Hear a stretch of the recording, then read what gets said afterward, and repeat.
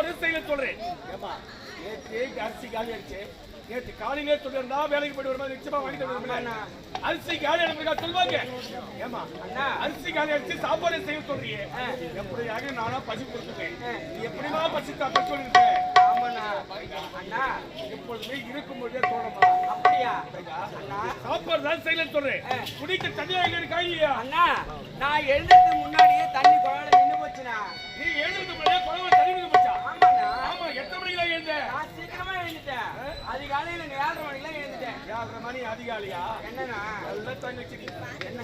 ஏமா நான் வந்து 7:30 மணிக்கு எழுந்திருக்காத. 9:30 மணிக்கு எழுந்திரி. அப்படியா? மாமியார் வீட்டுக்கு பொண்ணு வச்சியா?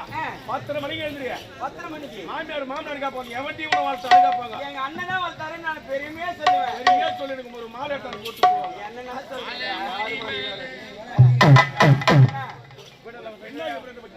காலை 4:30 இருந்து 5:30 மணிக்குள்ள பிரம்ம முகூர்த்த நேரம். அப்படியா? அந்த நேரத்துக்கு எழுந்தமா வீட்டு வேலையெல்லாம் செய்யணும். 7:30 மணி வரை தூங்கலாமா? அண்ணா எப்பொழுதுமே ஒரு பெண்ணாக விட்டாலும் இப்படித்தான் வாழணும் வாழ்க்கை இருக்குது. எப்படி வேணுமானாலும் வாழணும் ஒரு வாழ்க்கை இருக்குது.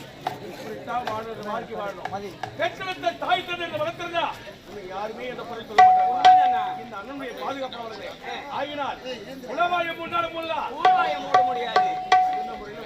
அப்படியா? சரி அண்ணா இப்போது நீச்சல் குலைக்கடிக்கு கண்ணீர் விரைவாக கொண்டு வா. அப்படியா? நான் வேலைக்கு போயிட்டு வரும்போது அரிசி வாங்கிட்டு வரேன்.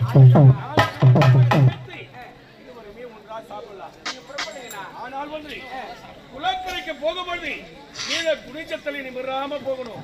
அப்படியா? ஆமாமா அண்ணா நான் உன் தங்கச்சினா குனிஞ்சத்தலை நிமிராதுதான் போவேன். ஆமா யாரு கெட்டு போச்சுமா? ஆமாண்ணா யார் வீட்டு போன எப்பயா மறுவா பாத்துக்கலாம். கீழே குடிச்சத்தலை நிமிராம போகணும்.